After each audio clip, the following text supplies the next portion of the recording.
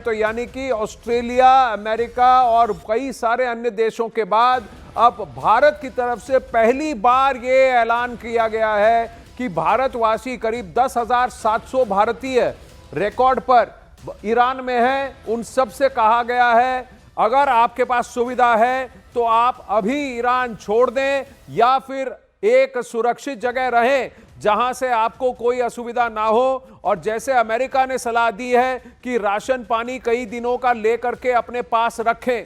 शैलेंद्र वांगू इस वक्त हमारे साथ जुड़ रहे हैं। शैलेंद्र वांगू, देखिए एक पेज का नोटिस है, तो क्या जो यूएस की एडवाइजरी थी वैसे ही एडवाइजरी भारतवासियों को भी दी गई है? देखिए बिल्कुल आनंद, इस वक्त जो हालात ईरान में बने हुए हैं वहां पर 28 दिसंबर से लगातार प्रोटेस्ट चल रहे हैं, जिसके बाद आज भारत के दूतावास की तरफ से एडवाइजरी जारी की गई है। इसमें साफ कहा गया है कि जो भी अवेलेबल मीन्स है, जो भी मौजूदा अवेलेबल मीन्स है, उसके जरिए जो तमाम लोग वहां पर रह रहे हैं, जो भारतीय सिटीजन के लोग जो वहां रह रहे हैं, वो तुरंत देश छोड़ दें, ईरान छोड़ दें और वापस लौटने के लिए वो अपनी प्रक्रिया शुरू कर दें। आपको याद होगा आनंद, इससे पहले एक और एडवाइजरी जारी की गई थी जिसमें कहा गया था कि वो प्रोटेस्ट से दूर रहें, ऐसे जहां पे हालात बिगड़ रहे हैं उन इलाकों से दूर रहें। लेकिन अब साफ तौर पर कह दिया गया है कि जो भी अवेलेबल मीन्स हैं, जिसमें तमाम वहां पर जो स्टूडेंट्स हैं, पिलग्रिम्स, बिजनेस पर्सन और टूरिस्ट, यहां तक कि पर्यटकों को भी कहा गया है कि वो तुरंत ईरान छोड़ दें। और ये एडवाइजरी काफी महत्वपूर्ण है क्योंकि आपको आनंद याद होगा इससे पहले अमेरिका भी ऐसी एडवाइजरी जारी कर चुका है और अमेरिका की जो वहां पर वर्चुअल एम्बेसी है उनकी तरफ से कहा गया था कि जो नियर बाय कंट्रीज है, आर्मेनिया, टर्की के जरिए वहां से बाहर निकलने की कोशिश करें। उसके बाद हमने देखा कि कनाडा की तरफ से भी ऐसी एडवाइजरी सामने आई थी। अब भारत ने भी साफ कर दिया है, आपको याद होगा आनंद, कि बहुत से बड़ी तादाद में कश्मीर से भी जाते हैं स्टूडेंट्स वहां पर पढ़ने के लिए, तो उनको फिलहाल तुरंत ईरान छोड़ने के लिए कहा गया है। जी धन्यवाद शैलेंद्र वांगू। तो यानी कि अब कहीं ना कहीं कुछ ना कुछ ईरान में अवश्य होने वाला है और इसीलिए ये एडवाइजरी जारी की गई है। सलमान खुर्शीद कांग्रेस के विदेश विभाग के अध्यक्ष हैं और उनकी नाराजगी की वजह है पवन खेड़ा द्वारा चीनी प्रतिनिधिमंडल के बीजेपी नेताओं से मुलाकात पर सार्वजनिक सवाल खड़े करना। सलमान खुर्शीद का मानना है कि यह परंपरा रही है, चीनी डेलीगेशन हिंदुस्तान की पॉलिटिकल पार्टियों से मिलता ही है। इस पर सवाल खड़ा करना ठीक नहीं, बल्कि चीन की सरकार से सवाल पूछना चाहिए। ऐसे में अब यह सवाल उठने लगा है कि आखिर कांग्रेस पार्टी की चीनी डेलीगेशन को लेकर आधिकारिक लाइन है क्या? यह टकराव इसलिए भी अहम हो जाता है क्योंकि भारत आए चीनी प्रतिनिधिमंडल से कांग्रेस के विदेश विभाग के प्रमुख सलमान खुर्शीद ने भी मुलाकात की थी। ऐसे में पार्टी के भीतर अलग अलग संदेश जाने लगे। पवन खेड़ा ने बीजेपी और चीन की कम्युनिस्ट पार्टी के बीच बंद कमरे में हुई बैठक पर सवाल उठाए। उन्होंने पूछा कि क्या इस मुलाकात में सीमा विवाद जैसे गंभीर मुद्दों पर भी बातचीत हुई या नहीं। दूसरी ओर सूत्रों के मुताबिक सलमान खुर्शीद का मानना है कि राजनीतिक दलों के बीच ऐसी मुलाकातें गुडविल जेस्चर होती हैं और कूटनीतिक परंपरा का हिस्सा मानी जाती हैं। उनका तर्क है कि चीनी प्रतिनिधि मंडल को सार्वजनिक रूप से कटघरे में खड़ा करना विदेश नीति के नजरिए से ठीक नहीं। पवन खेड़ा ने अपनी प्रेस कॉन्फ्रेंस में बीजेपी के दोहरे रवैये का आरोप लगाया।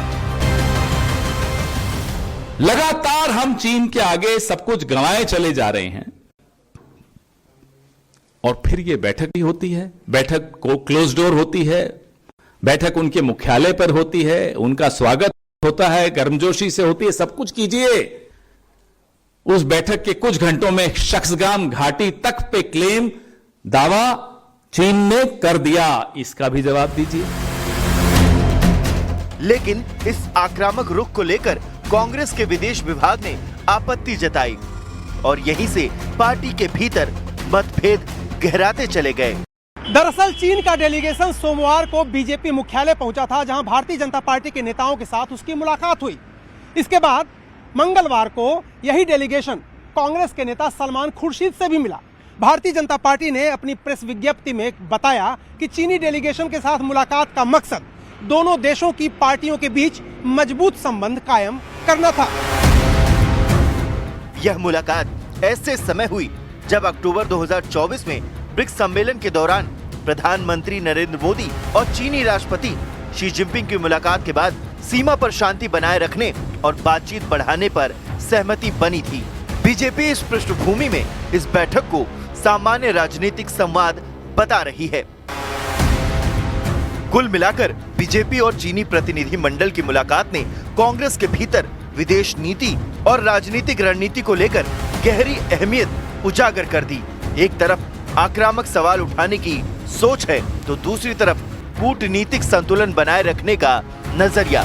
बड़ा सवाल यही है कि चीन जैसे संवेदनशील मुद्दे पर कांग्रेस की आधिकारिक आवाज आखिर किसकी मानी जाएगी।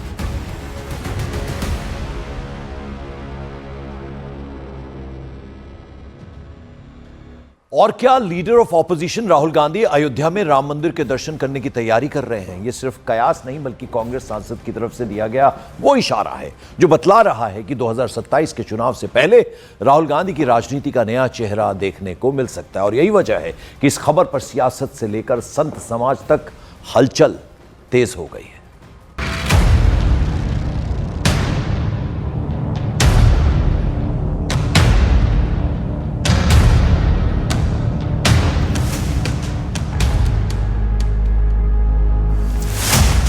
लोकसभा में नेता प्रतिपक्ष राहुल गांधी को लेकर सियासी गलियारों में एक नई चर्चा तेज हो गई।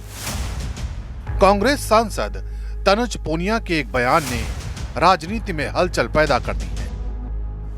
दावा किया गया है कि राहुल गांधी जल्द अयोध्या में राम मंदिर के दर्शन कर सकते हैं। हालांकि कांग्रेस की ओर से अब तक कोई आधिकारिक पुष्टि नहीं हुई है, लेकिन इस एक बयान ने राजनीतिक बहस को हवा दे दी। तो राहुल जी ने स्पष्ट किया था कि जब तक पूरा मंदिर नहीं बन जाता, और साथ ही साथ चारों शंकराचार्यों ने भी ये स्पष्ट किया था कि जब शिखर और ध्वज की पूजा हो जाएगी तब जाएंगे। तो जल्द ही जो है राहुल जी भी राम मंदिर जाएंगे, क्योंकि अब मेरे ख्याल से ध्वज के कंप्लीट हो गया है।